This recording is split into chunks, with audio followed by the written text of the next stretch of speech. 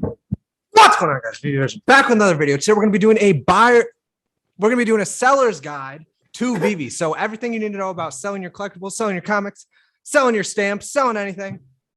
Before we get started, we want to say there's a giveaway at 2,500 subs. We're giving away 4 comics, and let's get into the video.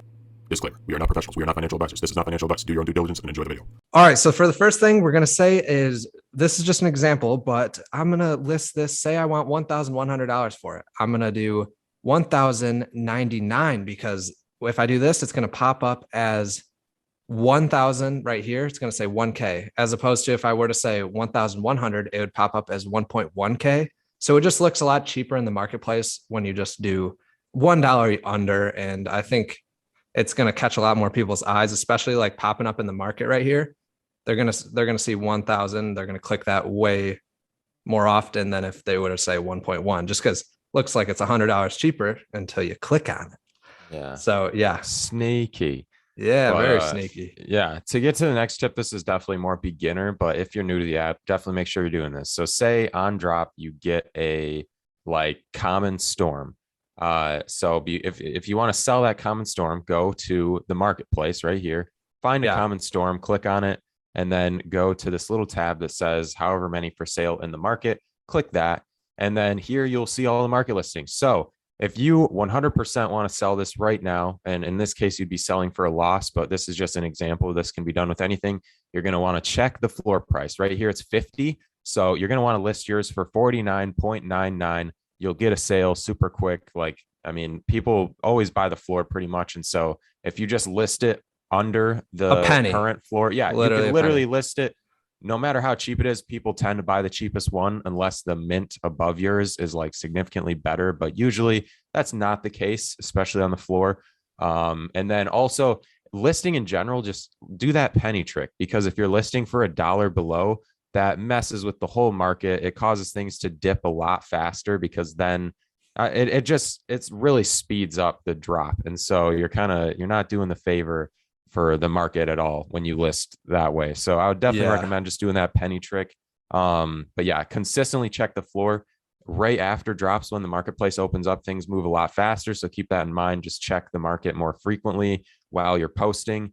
And if anything, just list higher than what you would actually want or something, so that you're not like ending up, getting ripped off, because, the lower you list, you might get let down sometimes and, realize, oh, I made a mistake. Now the floor is a bunch higher. So also just be patient and kind of, you don't have to sell things in the moment all the time. This kind of relates to another point if you want to get into that. We'll get into that at the end, but also just want to say, like, right when everything drops and the market opens, like for this one, it was going for way higher at the beginning. And it was doing that because only some of them were actually minted and delivered to people. So you can see that right down here at additions. So right down here, it says 7 of 16,500.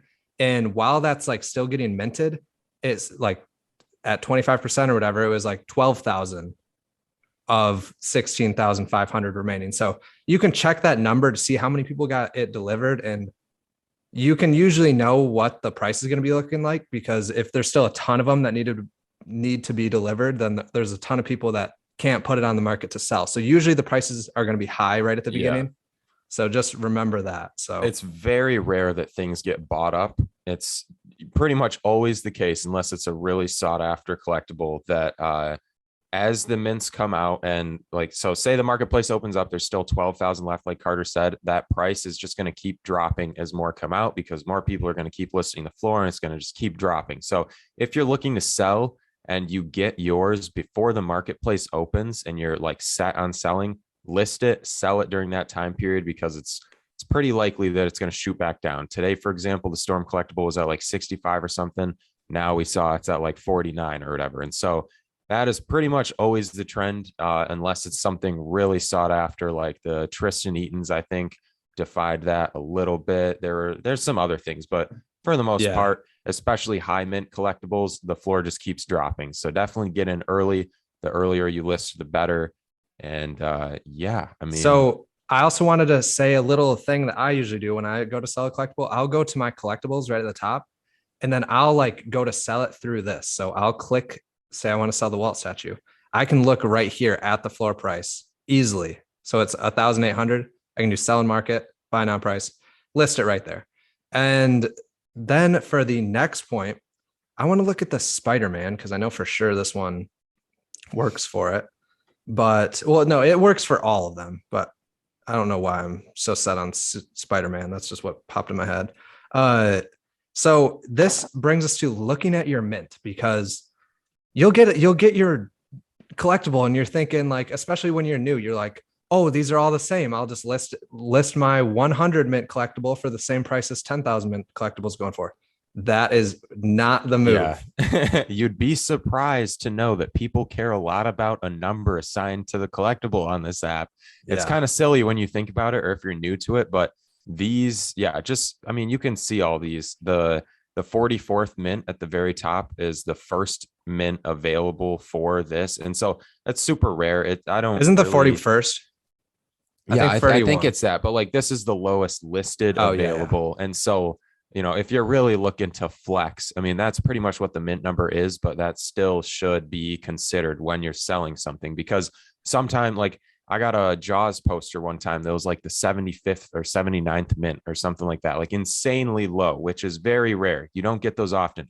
Yeah. So make sure you list those for higher, because I was able to list it for like 600 gems above, or like 4 times the floor price or something like absurd, just because it had that lower number compared to like all of the hundreds and thousands mints and stuff like that. So definitely keep that in mind, because it can make a huge difference between, what you're going to sell it for. So definitely consider that. It can be very large amounts of gems. For some of these and you can also see like what a good price to list is by, say I pulled the 150 mint, then I can look over here and look at what the other 100 mints are going for. So I see that there's one at 2.5 and the cheapest one's 1.9. So if I had the 150th mint, I know the 150th mint is better than this just because it's 150, like, and it looks like a clean number. Then I know that that's probably should be listed above this one. Unless you're looking for a quick sale, then you could do it the same price as this one and your 150 will get sold over this for sure. So just keep that in mind. Unless like there's always people looking for like certain numbers. So say I want the whole 147 mint set of this. So I'd go in and buy all the 147s, whatever price they are. Like I wouldn't do this, but there's like whales out there that like certain numbers and stuff like that. So, I mean, I think you had this for one of your points, but because of that, I never do this, but you can always put your collectibles up for way more than they're worth. And possibly somebody will come in and buy it. Like, I mean, not $1 million, but like say this Spider-Man's at 225, I could list it for 2,000 and hope somebody buys it because they love that mint number or something like that. That's usually, I've set a name for that called the bunker price. And the bunker price. The bunker price. So basically, if you like anything you own, this is usually what I do with mine, is like all my lab, pretty much everything I own is listed at absurd prices. I can't even imagine someone paying for them. And if someone does manage to buy them, I'm not going to be sad because I've come out in way more profit than I could have expected. And so I'm not really sad about losing a collectible that I really want to hodl. So like all my Labbits are set at like $888,000. So nobody's going to buy that. If they do, though, I'm not going to be sad because that's insane profit for the Labbit. So I would just recommend that. It doesn't have to be that absurd of a price, because like with my Superman, I originally did it for like $888 and somebody bought that, which that was at the time where Supermans were going for like 109 or like under 200. And so definitely something to consider. And also use those filters like Carter was showing. The mint number filter can definitely help you figure out your how much yours should be worth relative to others. Just if you have something over 1,000 mints, it's not really going to matter unless you have a repeat, a palindrome, and even like 1,200, 1,300, something like that. But yeah, use these filters because they can help you out depending on what you're looking for. But yeah, that mint number filter is super helpful if you're trying to sell something like under 100 mints, trying to figure out the value. Do you have anything else? That just relates, do appraisals. Like for today's drop, we were talking about the storm drop. If you're new to the app, you might not know like, oh, this is how these type of drops typically are valued aftermarket. And if you don't know that, find something similar to Storm, which would be probably like the what if collectibles, or like maybe Captain America, but you could assume that Storm will be less valued than Captain America. Find appraisals basically, and something you can Yeah. compare it to, and then go check out like Butt Thompson's spreadsheet. He has like prices listed for a bunch of stuff, and you can check the price to see, after drop, how did this one do? Okay, it did that good. Then I can expect Storm to do a little bit worse because it's not as highly valued as Captain America or something. I don't know. Just compare things, because that's basically all we have to go off from. Yeah. Besides just like guessing how much people will value it. So yeah, I'd definitely recommend that. And then always be thinking long term. Don't like always panic sell, and always consider like, okay, for me, I had to do this with like, well, I guess I didn't have to, but for certain things like the Disney hat, if I was owning that, I would look at it and be like, okay, this is worth like 2.9K. Why do I own this? Like, do I really like this? Like, is it something I want to keep, or am I just holding it because of the hype? Like, if it was my decision, I probably would have sold it before other people just because. But I think, it's nice to evaluate what you actually like, why you actually own something or are holding it. And yeah, I don't know. That's like my take. Carter probably differs because I know he holds a lot of that stuff, but Yeah. I don't know. It's really just what like you think is going to be valuable in the future. And you don't want to sell something just because you see a big sell off. So just don't panic sell at the end of the day. Because especially like if you're expecting a dip to come, like if a dip was coming, I'm not going to sell like my 0428 wall because I want to keep that. And I don't want to like lose the opportunity of owning that, because that's just going to make you end up FOMOing back into it at some point and buying it for a higher price if you really love that collectible.